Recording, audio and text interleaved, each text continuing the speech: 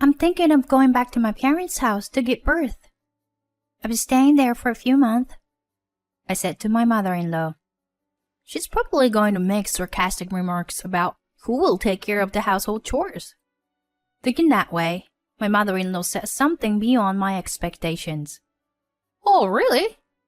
Then why don't you just stay at your parents' house forever? I don't want to see the face of a parasite. If you want, why don't you get a divorce? I widened my eyes in shock. And at the same time, I realized that she was completely misunderstanding me. If that's what she wants, then I don't have to hold back either. I couldn't help but laugh a little. My mother-in-law didn't seem to have any interest in me and didn't notice. She's so carefree, unaware that she is about to hit rock bottom in her life. My name is Christina, a 32-year-old housewife.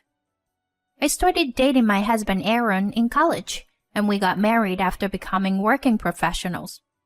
Aaron is very kind and always cares about others.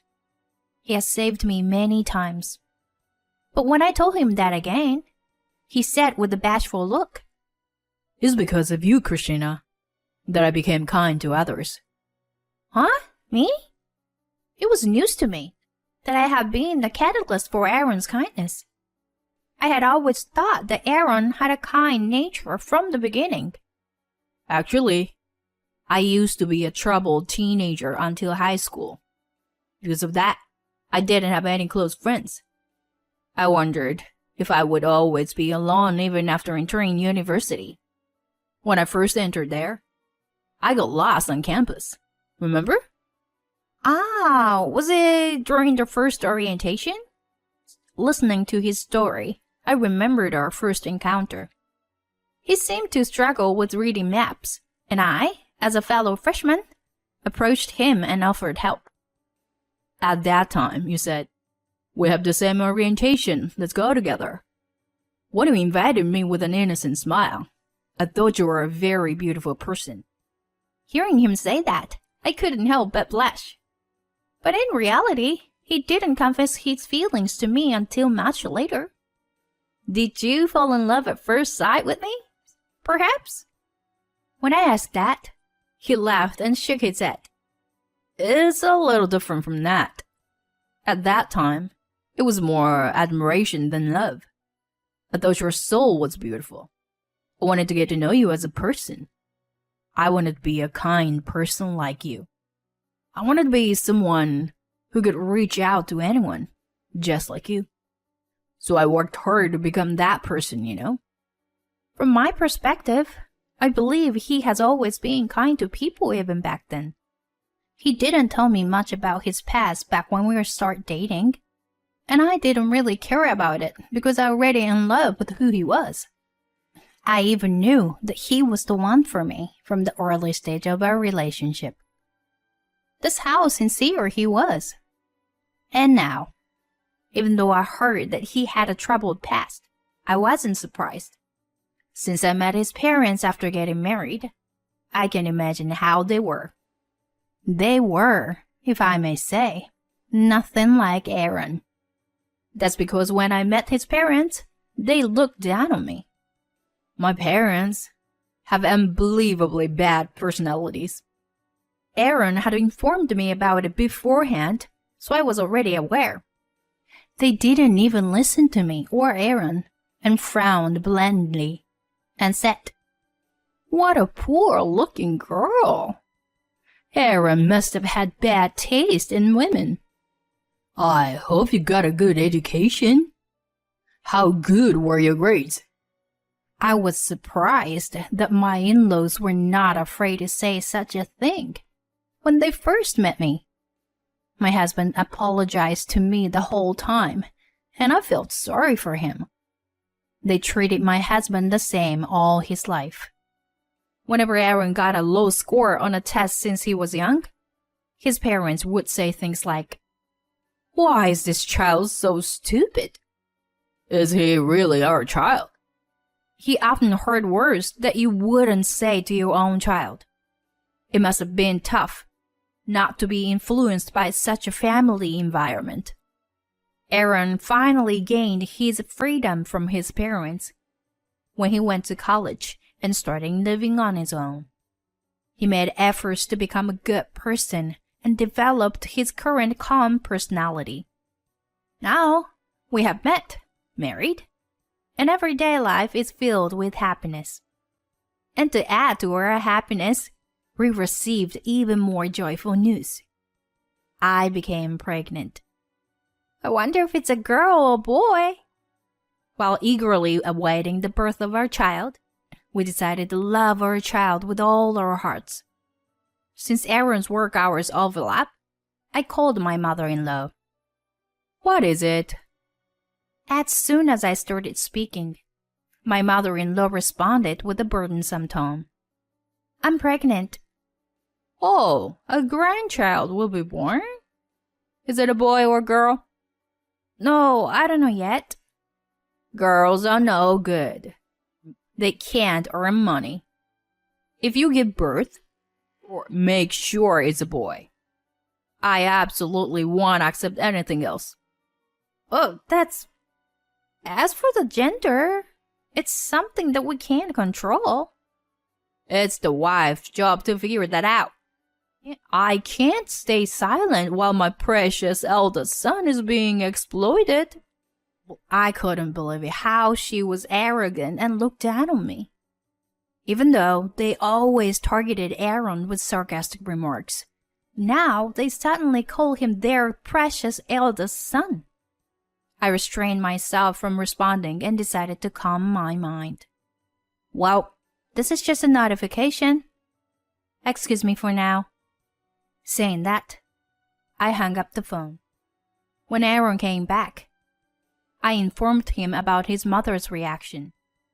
Upon hearing it, Aaron, of course, didn't agree with his mother's opinion and had a very displeased expression on his face.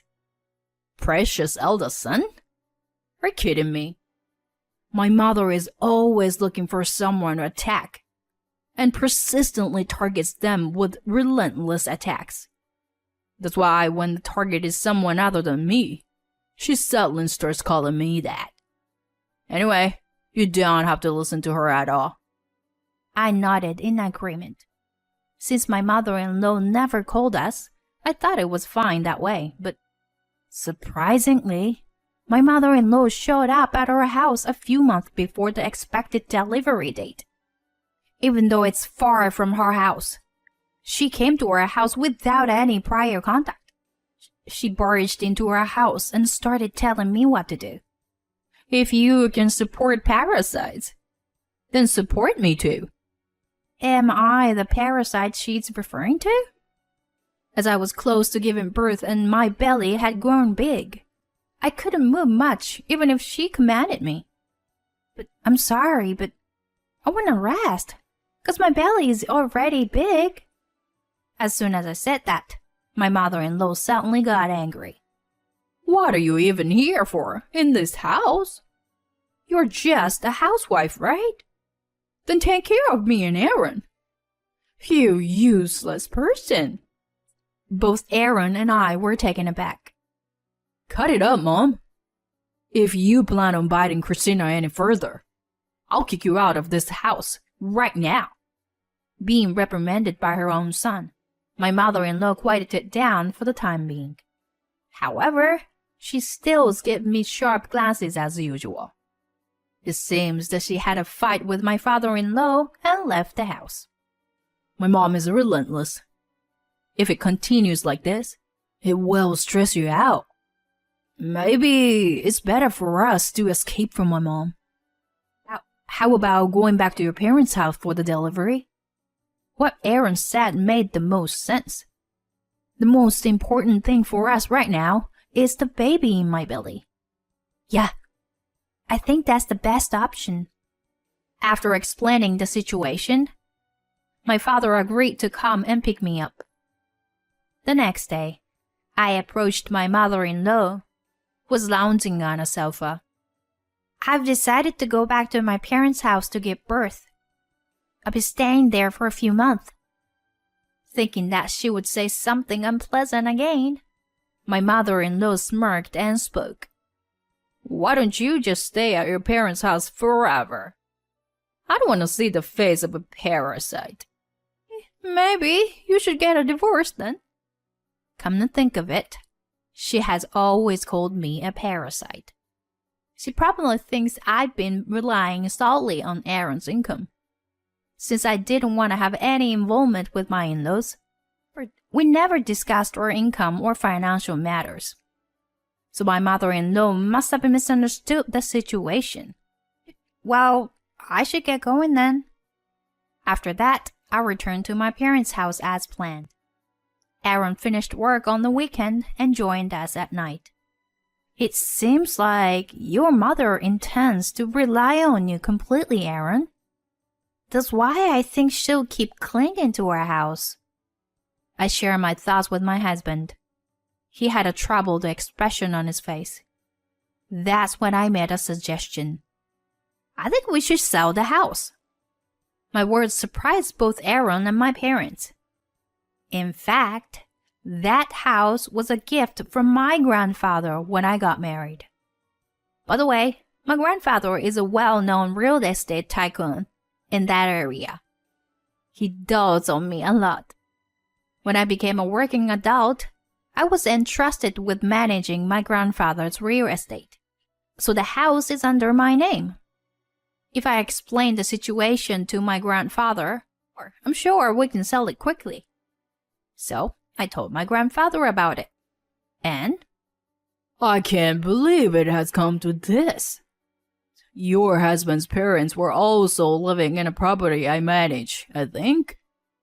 They hurt my precious Christina, so they deserve to face consequences. Don't worry, leave everything to me." He had a wicked smile on his face. And in reality, the eviction process finished surprisingly quickly. Aaron was present during the eviction. "Your grandpa is amazing. He didn't just bring real estate people, but also strong masculine guys with him. Those guys swiftly moved all the belongings out. And your grandpa shut my mom up by saying, 'Isn't my granddaughter indebted you?' And oh man, he was so cool." He excitedly shared the story with me. It seems like my mother-in-law hurriedly returned to her house. However, since my grandfather got involved in this incident, she called me. "Hey, Christina, why do I have to be kicked out?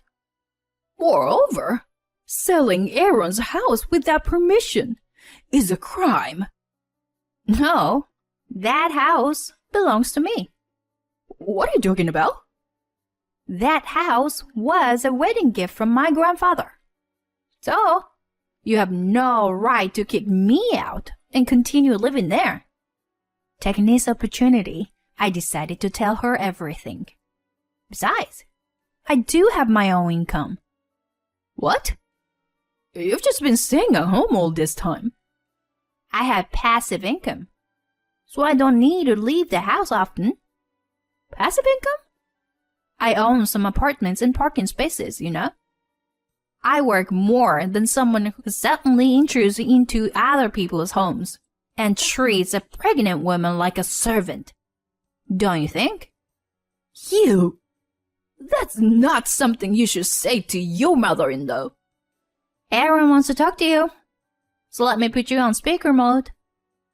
I handed the phone to Aaron. "Aaron, you should leave that arrogant and useless wife and come back home." My mother-in-law was panicking, and her voice sounded odd. "Mom, I've made up my mind." "Aaron?" "I'm cutting ties with you and Dad." "Huh? What are you talking about?" Aaron glanced at me briefly. "This family with Christina is my true family, so I no longer consider you and Dad as my family. I don't want to have anything to do with you anymore." "Aaron, don't say such things. What will happen to us if you don't support us?" "You're still the same, Mom. You and Dad always lived your lives only for your own reasons. Even though I'm related to you, I didn't always feel like family. And I didn't want to feel like family. That's why I left home and really came back. So what? It doesn't matter now, does it? Doesn't matter now, huh? Mom, I even feel sorry for you now, you know. Maybe I should have done this a long time ago. Cut the crap, Aaron. If you're so energetic, you'll be fine. Anyway, I won't let you meet our baby no matter what. And we'll never see each other again. Goodbye, Mom. Say the same to Dad for me. Aaron, wait. Don't you dare. He hung up the phone, looking at my husband, who was in silence. My heart ached. He said earlier to me that he's gonna cut ties with them, but didn't want to hate them. I was proud of such a strong husband who never lost his dignity. Later, I found out the reason why my mother-in-law was pressuring Aaron to support them. It turns out my father-in-law lost his job. Because of that, my in-laws argued every day, ran out of money, and fell behind on rent. That's when my grandfather stepped in. He evicted my in-laws from the property for not only being behind on rent, but also for their lack of credibility. My in-laws never got to know our new address.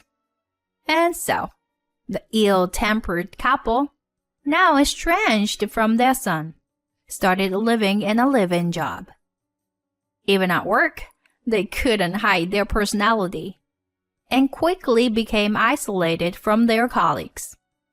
And with debts to repay, they couldn't quit their jobs and have been working while feeling uncomfortable. Well, I hope they would learn a lesson. As for us, we were able to safely welcome the adorable baby girl. We named her April. She's the most beautiful thing ever.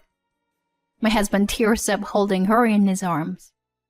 I am confident that I can raise my daughter to be a good human being with such a faithful husband. My family is also excited about April, especially my grandfather. Our new home is comfortable. And today, we are enjoying our busy yet joyful days.